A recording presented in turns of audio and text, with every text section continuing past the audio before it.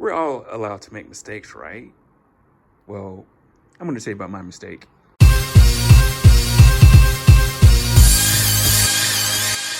Let's bring them all, ladies and gentlemen.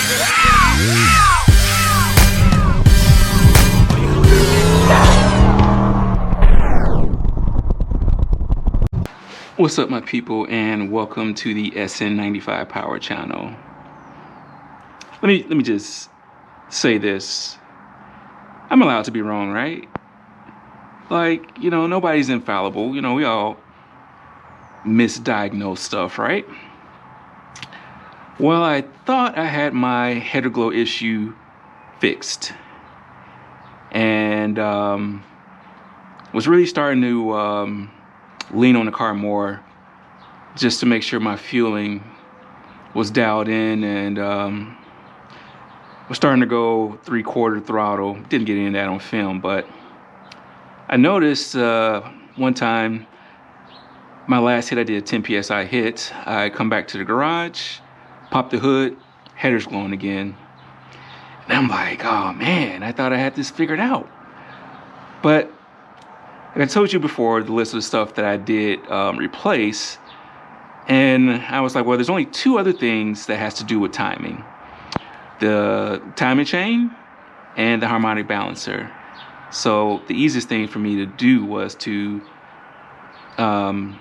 check my timing relative to my timing marks on my harmonic balancer. Now this is I've had this thing on the car since I built the motor, and honestly, it's hindsight is 20/20. If I would have did it again, I would have bought a quality balancer. This, I don't know if this is the Summit brand or the Ford Racing brand. I believe they're manufactured by the same company, but it's a stock replacement balancer. And as we get into the video, you'll see me explain what happened with the with this stock replacement one. So got this out, and I had to get a replacement. Now this is Professional Products balancer, but I'm going to tell you something about this brand. But I've already opened it. This now this is just strictly for SN95 guys. My guys, of course, you would need a different balancer, and if you're a Fox body guy, you would need a different balancer also. This part number is 90006, and this is originally a 28 ounce for a early Ford, like a 3-pulley setup Ford, like in the 60s or something like that. My bottom end is internally balanced. So all these Professional Product balancers have a counterweight that you can screw on the back of this, and that gives you your 28 ounce or 50 ounce balance if it's an external balance. If you didn't have your engine internally balanced, you use this for an external balance. I've had mine internally balanced, so I don't need that. There is a part number 90008 and 90007, I believe, for Professional Products. That's a 50 ounce, 28 ounce. That's quote for a HO motor Mustang. But the only difference is the weight and the pulley patterns. Now, this 90006 is the cheaper out of the two. It saves you about $10, but it's basically the same thing for a 9495 SN95. So if you have a 50 ounce, actually, I don't think you can get this in a 50 ounce. So I take that back. But basically, those part numbers, they're basically almost all the same as far as the diameter of the pulley of the harmonic balancer. And I think they all have this dual pattern, whether a 4-bolt or 3-bolt pulley pattern. And so another thing, you know, you might be saying, "Ah, this is professional products." You know, it might not be a high quality, but professional products, I believe Pioneer, they're all made by this Australian company called Powerbond. So Powerbond is an Australian company, makes some real good product. It's not a cheap Chinese manufacturing or quality control. These are all made in Australia, Powerbond. So if you buy a balancer from Professional Products or Pioneer, if you look at them, basically they look the same, because Powerbond is the company that manufactures these things. So don't be afraid for a harmonic balancer to buy a Professional Product or a Pioneer balancer. So obviously, you know, I can remove this, and this is pretty much set up to go on the car. Other thing, SN95 guys, 94, 95, is you need a spacer. This is if you're upgrading from a stock to a aftermarket balancer. The stock balancer already has this spacer built into the balancer, but if you go aftermarket, you're not gonna find an SN95 harmonic balancer with this hub or spacer built onto it. Fox Body guys, you know, they have that luxury where they can buy an aftermarket balancer with this spacer on here. SN95 guys, 94, 95, you know, there's no love for us on the aftermarket, so you have to get this adapter or spacer quote. And the only thing that does is just sets your belt alignment, and that's pretty much how it goes. You know, you bolt this on, put that on, you throw this on, and you bolt it down. I don't know what the torque spec is right off my head, but use some removable Loctite on this, and also use some removable Loctite on your balancer bolt.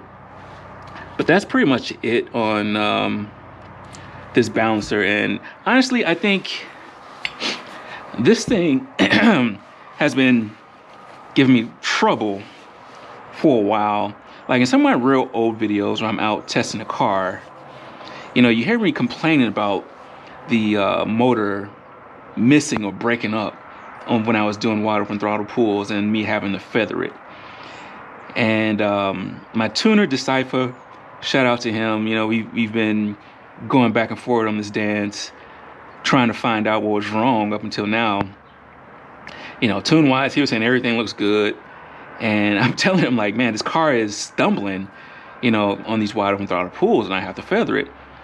And I think this was the problem. I think this thing has been given out for at least 2 years now, and finally it just kind of gave up the ghost. And I'm pretty confident, like, once I put this one in, that's going to pretty much cure all the little nagging issues I've had with this car over the past couple of years. So fairly excited to get this on here, and I'm going to show you how to get it on. First thing I need to do is get this radiator cover off of here. You know, one of these trim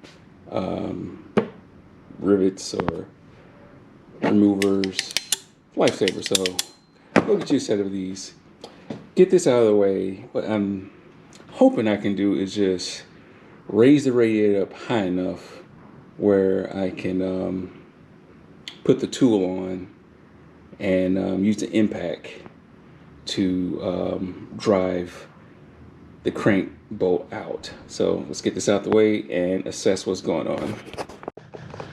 All right, looking from up underneath, I'm not gonna have enough room without getting this radio out of the way, because this is, I'm gonna try to get a good angle on this. Yeah, the radiator, and then that glare is horrible. And the balancer, it's like a Michael Bay shot, right? That glare, but balancer's right there. I have to get this out the way. All right, got the radiator drained, or it's draining. My case, I gotta get this, just drain it. I gotta get the battery out of the way. If not, I won't have room to lift it up. Get this upper hose out of the way, and I can get the battery out, set it to the side. Progress, my people. Champion, I believe that's a 3-row radiator with the 1-inch tubes. Beautiful piece right there. Is that a Champion, or what is this called? Cold case, sorry. Cold case. Great radiator. 3-row, 1-inch tubes. So, I think I got enough room to get my impact down here and zip that off. And then we can inspect the dampener. If you have young kids and you're trying to work on your car, you know the struggle is real. Like, I'm trying to get this done while my 4-year-old is asleep. I don't want to wake him up, so I can't open up the garage door because that might make him up. And now I'm at that point. If I use this impact, it might wake him up. So I don't know, go for broke.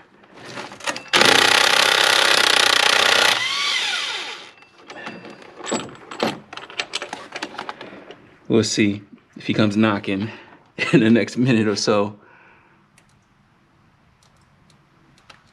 I'm just trying to look at this balancer. Hard to tell, but once we get it off, we'll get a better look at it. Another thing you want to do to make your life easier getting this on is loop this up. Not loop it, but get some anti-siege on here. It'll make this going on a lot easier.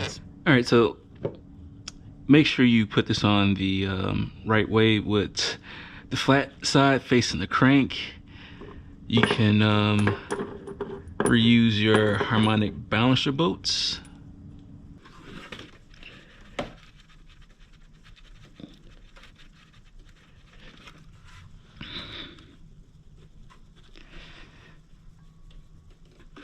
Want it all to be even.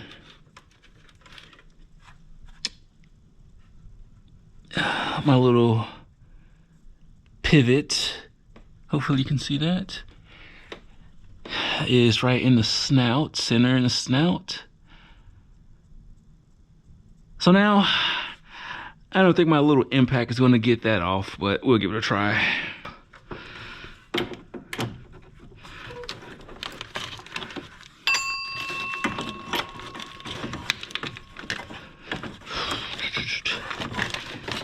Nope, not enough room.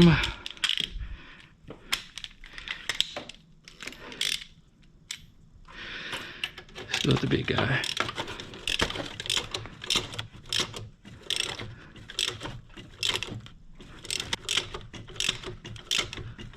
All right, I guess rule number 1, make sure the camera's on. So, didn't miss much, just me taking